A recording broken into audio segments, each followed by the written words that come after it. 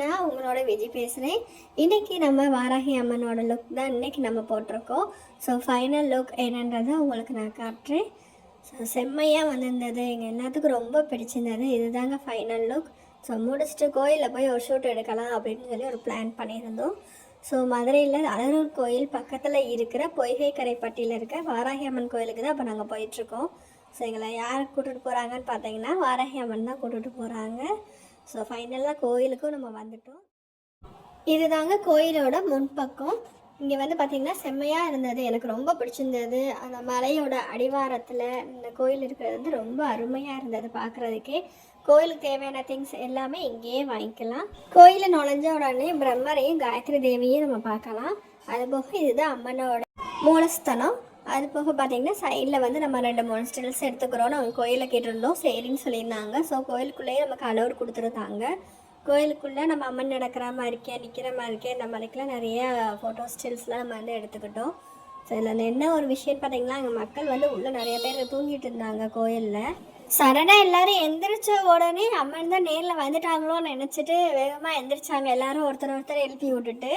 So அதுவே ஒரு ஹாப்பினஸ்ஸாக இருந்துச்சு. எல்லோரும் ஓடியாக வந்து எல்லோரும் ஃபோட்டோஸு வீடியோஸ்லாம் எடுத்துக்கிட்டாங்க. எல்லாருக்கூடையும் அவங்க எல்லாருமே அவங்க ஃபீட்பேக் கொடுத்துருந்தாங்க. எல்லாருமே சூப்பராக இருக்குது அப்படின்னு சொல்லி, ரொம்ப அருமையாக இருந்துச்சு அப்படின்னு சொல்லி ஃபீட்பேக்கும் கொடுத்துருந்தாங்க. ரொம்ப ஹாப்பியாக ஃபீல் பண்ணோம் அந்த இடத்துல. எல்லாமே ஒரு பாசிட்டிவான ஒரு நிலை இருந்தது. ஸோ நெக்ஸ்ட் வந்து பார்த்திங்கன்னா கோயில் பக்கத்தில் அப்படின்னு நம்ம நடந்து வர மாதிரிக்கே ஒரு சின்ன ஒரு ரீல்ஸ் வந்து எடுத்துருந்தோம். அந்த வீடியோவும் இதோடு நான் வந்து உங்களுக்கு அட்டாச் பண்ணியிருக்கேன், அதையும் பாருங்கள். ஸோ இது எனக்கு ஒவ்வொரு விஷயங்களுமே அங்கே நடந்தது எல்லாமே பாசிட்டிவாக இருந்தது.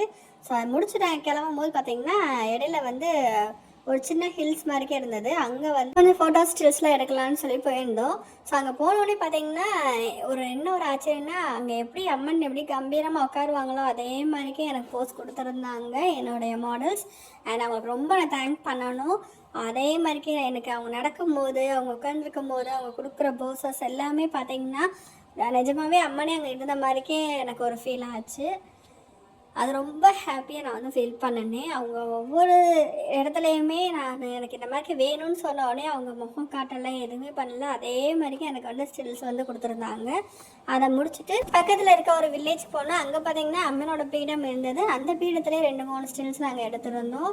ஸோ அதை எங்களுக்காகவே போட்டு வச்சுத மாதிரிக்கு எனக்கு ஒரு ஃபீல் ஆச்சு. அப்போ தான் கட்டியிருந்தாங்க.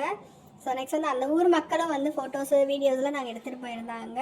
ஃபைனலாக பார்த்திங்கன்னா மணி வந்து ஒரு ஈவினிங் 5 மணி ஆகிடுச்சு.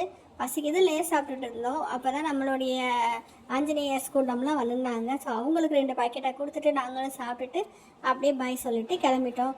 பாருங்களேன் எவ்வளோ அழகாக சாப்பிட்றாங்கன்னு. அது மட்டும் இல்லை 2 குடீஸும் ஒரு பாக்கெட் பத்தலைன்னு சொல்லி சண்டை வேற போட்டுக்கிட்டாங்க. அதையும் பாருங்கள் சைடில் உங்களுக்கு அட்டாச் பண்ணியிருக்கேன்.